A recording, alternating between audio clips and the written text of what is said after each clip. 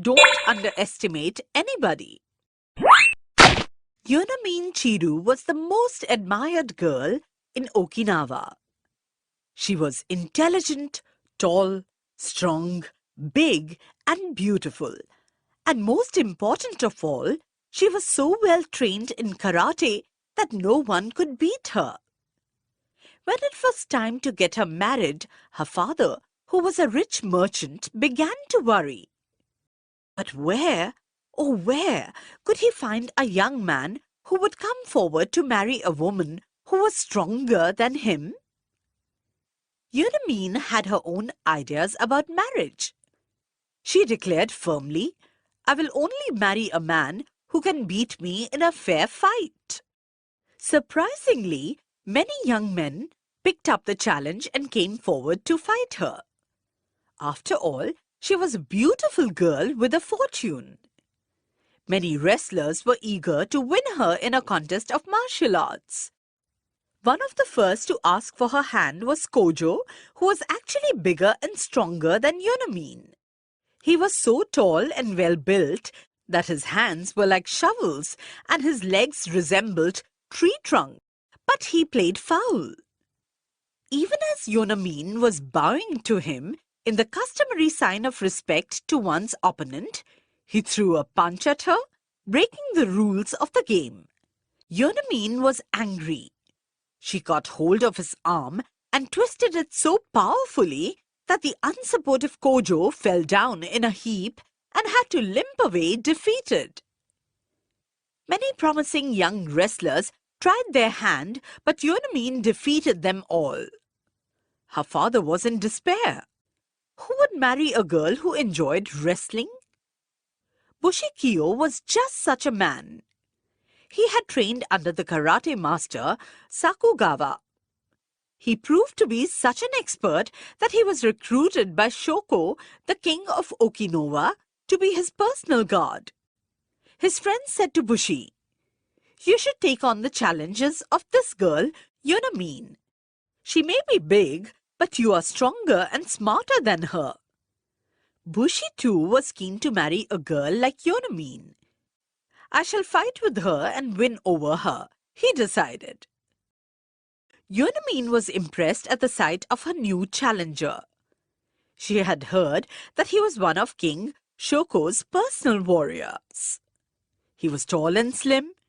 He stood firmly on his feet and seemed unshakable. Above all, he had dark, piercing eyes which looked straight at the opponent and showed that he was fearless and straightforward. The wrestling match began. Yonamine and Bushi bowed to each other and then began to attack each other in earnest. They punched, kicked, and twisted, using their best techniques. It looked as if the match was going to be a tie. Nobody winning, nobody losing. But at a crucial moment in the fight, Yonamine paused ever so briefly. Bushi took advantage of the moment and brought her down with a swift punch. Yonamine's father was a very happy man. Bushi and Yonamine were married in a splendid ceremony. It was a happy marriage. Yonamine was kind and loving. She cooked and cleaned and kept the house spick and span. One day, when she was sweeping the kitchen, Bushi saw her lift a huge bag of rice with her left hand as she swept beneath the bag with her right hand. He grew thoughtful. Is she really so strong? And yet have brought her down with one punch? One day, Yonamine announced that she would like to visit her parents. "I will leave in the evening and return the next day in time to cook your dinner," she said to her husband. "You really should not travel during the night," Bushi said to her firmly. "There are bandits about. It is just not safe for a woman to go out alone after it is dark." "My dear husband, you forget that you married a trained wrestler," Yonamine said to him with a smile. "Don't forget that I threw you down flat on the ground," said Bushi. "You are not unbeatable."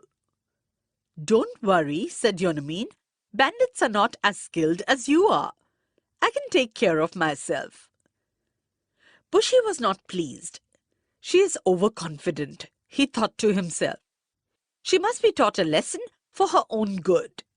That evening, Yonamine left to walk to her father's home. As soon as she departed, Bushi disguised himself as a bandit, wearing shabby clothes, smearing dark colors over his hands and covering his face with a scarf. He ran as fast as he could to hide behind a clump of trees at a fork on the road. Darkness fell, and he saw Yonamine approaching the fork from where she would take a left turn to reach her father's house.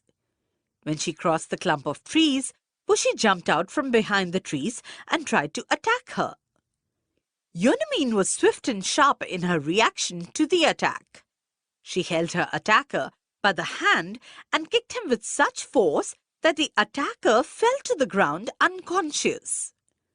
Yonamine dragged him and tied him to a tree with her sash.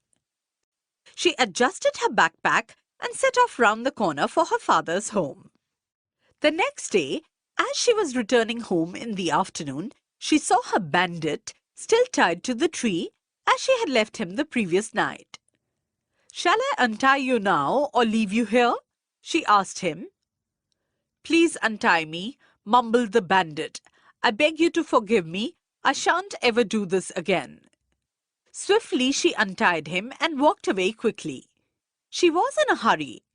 She had to reach home in time to cook her husband's evening meal. Little did she realize that she had just released her husband from his captivity. That evening, quite a while after she had set the dinner ready, Bushi walked in looking tired and dull. She helped him wash and set out fresh clothes for him to wear. She invited him to have a hot meal. As Bushi sat down to dinner, he brought out a white sash from his pocket and gave it to his wife. "This is yours, if I'm not mistaken," he said, looking into her eyes. "Oh, Bushi, was it you? I'm so sorry," exclaimed Yonamine. "You don't have to be sorry," said Bushi. "You taught me a lesson that I won't forget all my life. And that is, don't underestimate anybody." "Not even a woman?" asked Yonamine playfully. "Especially not a woman," said Bushi, and they burst out laughing together.